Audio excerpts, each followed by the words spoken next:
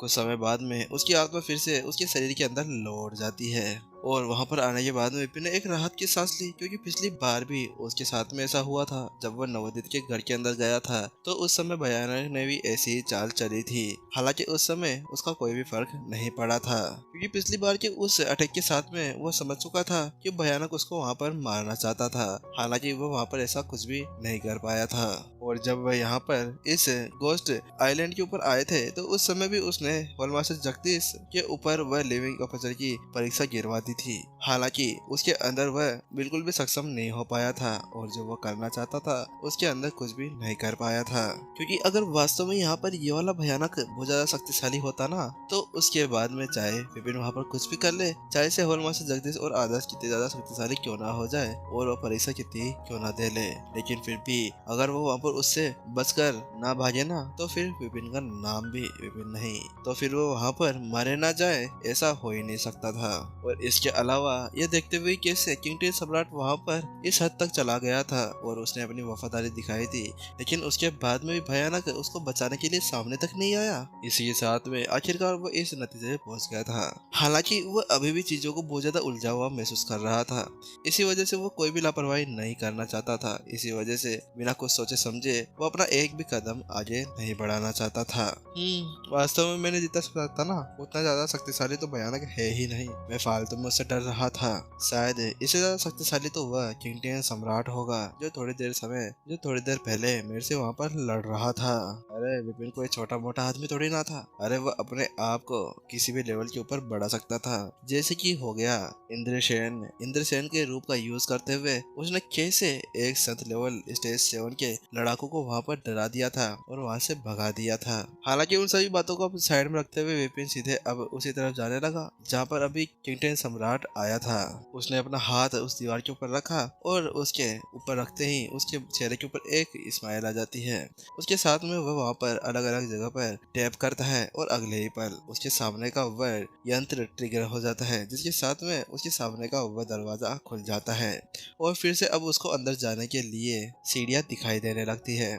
हालांकि वहां पर भी एक घोर अंधेरा छाया हुआ था और पहले की तरह ही विपिन के साथ में इस बार भी वैसा ही हुआ। उसकी आध्यात्मिक धारणा ज्यादा दूर तक नहीं जा पा रही थी। उसके साथ में विपिन ने दिमाग लगाया और उसने क्लोन से कहा, ठीक है क्लोन तुम आगे चलो, मैं तुम्हारे पीछे पीछे आता हूँ, क्योंकि उसका क्लोन 9 हर्ट लोटस से बना हुआ था जो एक दिव्य फूल माना जा सकता था। इसी वजह से अगर उसके ऊपर कोई भी नुकसान होता है तो उसके साथ में वो वापस से ठीक हो सकता था, फिर चाहे से उसको काटा जाए, फोड़ा जाए, मोड़ा जाए या चपटा किया जाए। क्योंकि विपिन यहाँ पर अपने गार्ड्स को नीचे नहीं करना चाहता था, क्योंकि वो जानता था कि वहाँ पर सम्राट चाहे से कितना ज्यादा शक्तिशाली क्यों ना हो। हालांकि फिर भी इतने ज्यादा शक्तिशाली सम्राट को अपने अधीन लाने के लिए उस बयाने के पास में बहुत ज्यादा शक्तियाँ थी। इसी वजह से वो जानता था कि उसके पास में शायद से और भी ज्यादा ऐसे ही कठपुतलियां पड़ी हुई होगी। इसी वजह से वह संभल कर आगे बढ़ना चाहता था।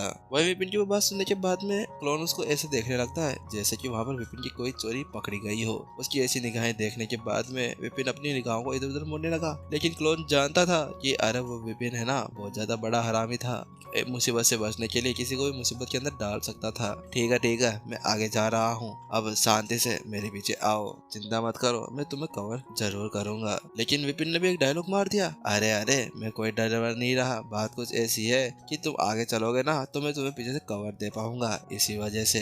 हालांकि विपिन की बात सुनने के बाद में उसके क्लोन ने कहा और वो उसको ऐसे देखने लगा जैसे कि वह बिल्कुल तुच्छ व्यक्ति हो। वह आखिरकार ये सोच रहा था कि कैसे ये बंदा यहाँ तक पहुंच पाने में कामयाब हो गया। अरे ये तो ऐसे फट रही है जैसे कि फट के 4 हो जाए। विपिन ने ग्लेशियर रेड सोर्ड और गोल्डन ओजन कढ़ाई को वापस से अपने स्टोर रिंग के अंदर रख लिया था। अब उस गैलरी के अंदर चलते हुए विपिन के क्लोन ने उससे कहा, अरे यार तुम भी इतने ज्यादा डरपोक कैसे हो सकते हो, आखिरकार तुम इस हद तक यहाँ पर कैसे बढ़ सकते हो, क्योंकि यहाँ पर तुम तो मेरा सहारा लेकर आगे बढ़ने की कोशिश कर रहे हो और तुम थोड़ा अपने आप को सुधारो यार। तुम पता नहीं कब तक मेरे मास्टर बनकर रहोगे। अब तो मैं तुम्हें मास्टर भी नहीं बोल सकता, क्योंकि तुम तो मेरे से बहुत ही ज्यादा नीचे जाते जा रहे हो, क्योंकि अगर मैं तुम्हारे साथ में ऐसे रहूंगा ना तो मुझे और शर्मिंदगी होगी कि मैं तुमसे किस तरह से आगे निकल रहा हूँ और तुम मेरे मास्टर बन के यहाँ पर बैठे हो।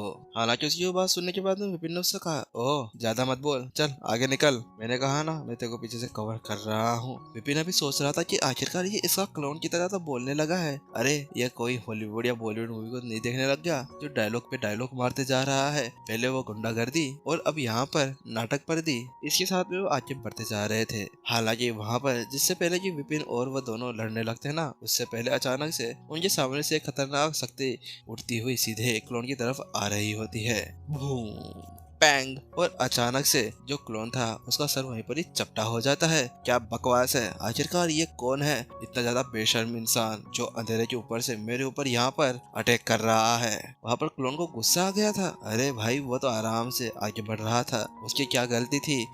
मुझे पता चल गया, विपिन इसीलिए यहाँ पर इस तरह से उसको आगे भेज रहा था। अरे कितना कमीना मास्टर है मेरा।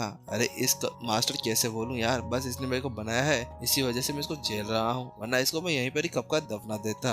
वो जल्दी से अब अपने सामने एक बड़े से हॉल के अंदर पहुंच जाते हैं। हॉल के अंदर अचानक से कई सारी कठपुतलियां उनका रास्ता रोककर खड़ी थी और निसंदेह उनमें से एक ऐसी कठपुतली थी जिसने वहां पर विपिन के क्लोन को सर को वहां पर चपटा किया था और उसके ऊपर अभी क्लोन को बहुत ही ज्यादा गुस्सा आ रहा था। उसके साथ विपिन ने एक राहत की सांस भी ली थी, क्योंकि वास्तव में वहां पर उसका दिल फट रहा था। अरे अगर यहाँ पर अभी वो क्लोन को आगे नहीं भेजता तो पता नहीं उस बेचारे के साथ में क्या हो जाता। यहाँ पर तो क्लोन वापस से ठीक हो गया, लेकिन उसका सर उसकी तो यहाँ पर झंझनाहटें छूट चुकी थी। विपिन ने अपने सामने देखा तो उसने पाया कि उसके सामने 4 कठपुतलियां खड़ी हुई थी। हालांकि चाहे से उनको कठपुतली बोला जा सकता है, लेकिन वो उसके साथ में ना तो कोई दानव थे ना ही सोललेस कठपुतलियां। उसकी जगह पर वो कुछ और ही था। वह डिजाइनरों द्वारा बनाई गई एक कठपुतली थी जिसको नियंत्रित किया जाता था उनकी अंदर की मशीनी को देखते हुए। विपिन ने उन सभी कठपुतलियों को देखा तो उसने पाया कि वास्तव में ये सभी कठपुतलियों को बहुत ही बारीकी से बनाया गया था। हालांकि ग्रैंड मास्टर कृष्णा ने भी ऐसी कठपुतलियां बनाई थी। हालांकि उन्होंने राक्षसों के शरीर का यूज करते हुए ऐसा किया था, लेकिन यहाँ पर इनके अंदर एक भी राक्षस ना ही ह्यूमन का शरीर था। इनके अंदर तो केवल मशीनीकरण लगा हुआ था। हालांकि जहाँ पर विपिन इसी बारे में सोच रहा था, वहीं दूसरी ओर कौन था ये जिसने ये ऐसी हरकत की थी। वो जल्दी से आगे बढ़ के आए, मैं आज उसके शरीर को यहाँ पर टुकड़े टुकड़े कर डालूंगा। अरे कुछ समय पहले वो वहाँ पर विपिन का मजाक उड़ा रहा था, उसको लगा कि वही उसका मुख्य शरीर होगा। हालांकि अगले ही पल उसके सर को इस तरह चपटा कर दिया गया कि अगर वो किसी लड़की के पास में जाए ना तो लड़की भी शायद ही उससे पढ़ पाए। अगले ही पल अब जल्दी से क्लोन आगे की तरफ बढ़ने लगता है और एक कठपुतली के साथ में लड़ने लगता है। पैंग पैंग, और बहुत सारी ध्वनियां वहां पर गूंजने लगती है। अचानक से जो दीवारें थी ना उनके अंदर से उनकी मिट्टी निकलना बाहर शुरू हो जाती है, क्योंकि वह दोनों इतने ज्यादा खतरनाक तरीके से लड़ रहे थे कि पूरा होली वहां पर डगमगाने से लगा था। लेकिन वही कठपुतली को उस तरह से लड़ते हुए देखकर विपिन देख पा रहा था, चाहे से उसकी साधना कितनी ज्यादा कम क्यों ना हो, लेकिन फिर भी उसकी ताकत अभी किंग सम्राट के बराबर पहुंच चुकी थी। उसके साथ में विपिन के रोंगटे खड़े हो जाते हैं, क्योंकि वास्तव में अगर ये सभी एक साथ लड़ने लगे ना तो फिर तो यहाँ पर अगर वो गोल्डन ओरिजिन खड़ाई को भी साथ में ले ले तो उसके पास में शायद ही वह उसके साथ में निपट सकता था। जहाँ पर विपिन इसी तरह सोच रहा था कि अचानक से एक और बार आवाज सुनाई देती है। अब बताओ तुम्हें क्या लगता है, क्या तुम अब इससे बच पाओगे? क्या तुम्हें अब मैं नहीं मार सकता? वो कोई और नहीं था, वह भयानक की आवाज थी। वही उसकी वो बात सुनने के बाद में विपिन उसे कहता, क्या ये कठपुतली भी अब तुमने भेजी है? अरे यार खुद सामने आ जाओ, क्यों फालतू में कठपुतली को यहाँ पर बर्बाद कर रहे हो? ये तो मुझे गिफ्ट में दे देना। हाँ तो क्या हो गया, ये सभी मेरी कठपुतलियां हैं, मैं इनके साथ में कुछ भी करूं, इनको तोड़ूं मोड़ूं या फेंकूं, तुम्हें इससे कोई भी मतलब नहीं रहना चाहिए। बस तुम ये देखो कि आखिरकार ये किस तरह से तुम्हारे ऊपर हावी होती जा रही है। भयानक ने वहाँ पर हंसते हुए विपिन को जवाब दिया। वहीं विपिन ने जब उसकी वह बात सुनी तो उसने कहा, अच्छा तो मैं समझ गया फट्टू, तू यहीं पर ही इस तरह से अपनी दुम को छुपाकर वहाँ पर बैठा रहे। मुझे पता है तेरे अंदर इतनी ज्यादा हिम्मत नहीं है कि तू एक बच्चे से यहाँ पर बाहर आकर लड़ सके। विपिन के चेहरे के ऊपर ऐसी स्माइल थी जो किसी को भी जलाने के लिए काफी होनी हो। विपिन को अब लगने लगा था कि वास्तव में यहाँ पर कुछ गड़बड़ तो थी, क्योंकि यहाँ पर फिर से कठपुतली को एक बार उनसे लड़ने के लिए भेजना ये तो बहुत ही ज्यादा हो गया था। उसके साथ में वह समझ गया था कि जो सामने वाला भयानक था ना, वो वास्तव में बहुत ही ज्यादा कमजोर था।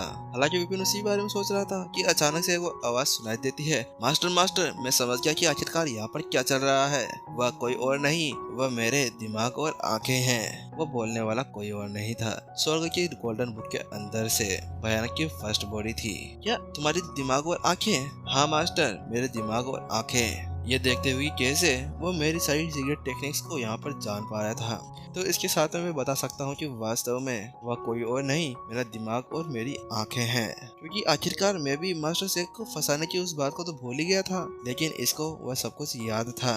और इसके अलावा लड़ने के अंदर अगर मैं कहा जाए ना, तो जो मेरा दिमाग और मेरी आंखें है ना, वह ज्यादा आगे नहीं बढ़ सकते, क्योंकि केवल कुछ ही आत्मा टेक्निक्स को जानने के अलावा अगर वह यहाँ पर युद्ध टेक्निक्स का यूज करे ना, तो वह तो उनके लिए बिल्कुल बेकार थी, क्योंकि उनके पास में ना ही अंगुली थी, ना ही हाथ था, ना ही कुछ और। इसी वजह से केवल उसके पास में किसी से काम करवाने का एकमात्र कारण क्या था, वह था या तो उनके सोल को अपने बस में कर लेना, या फिर उनको बहला फुसला कर अपनी साइड कर कर उनसे लड़वाना।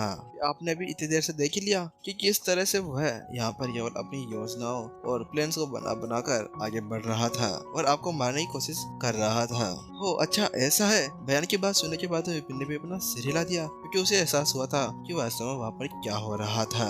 क्योंकि पहले वालों ने तो उसके ऊपर डायरेक्ट अटैक किया था, लेकिन यहाँ पर ये तो कभी कठपुतली का यूज करता है, कभी सोललेस कठपुतली का, और कभी राक्षसों का, और ऐसे ही वो उसके ऊपर अटैक कर रहा था, यानी कि वो पूरी तरह से उनके ऊपर निर्भर हो रहा था।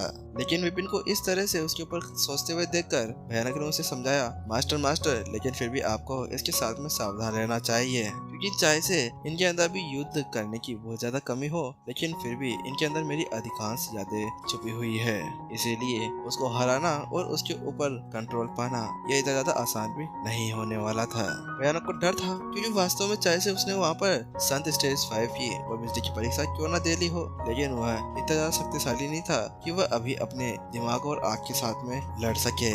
और हाँ मास्टर, एक और बात मैं आपको बता देना चाहता हूँ कि मैं वहाँ पर बाहर नहीं निकल सकता। अगर मैं बाहर निकल गया तो आपको पता है कि माइंड के पास में सारा शरीर का कंट्रोल रहता है, इसी वजह से शायद ऐसा हो सकता है कि वह मेरे ऊपर भी नियंत्रण पाले। क्योंकि वास्तव में अगर यहाँ पर वो बिना कुछ सोचे समझे अपना एक कदम उठाते तो ये हो सकता था कि भयानक जो विपिन के पास में स्वर्ग की बुक के अंदर जो भयानक था, उसको वहाँ पर वह दूसरा शरीर खा सकता था, और उसके साथ में फिर तो उसकी ताकत और भी ज्यादा बढ़ जाती, क्योंकि उसके बाद में उसके पास में दिल और अंगुली आ जाती और एपिसोड यहीं खत्म हो जाती। चलिए गाइज, अभी क्या बोलते हैं, आज का कल एपिसोड शायद ही आ पाएगा, ठीक है, तो मैं आपको बता दूंगा कम्युनिटी पोस्ट के अंदर।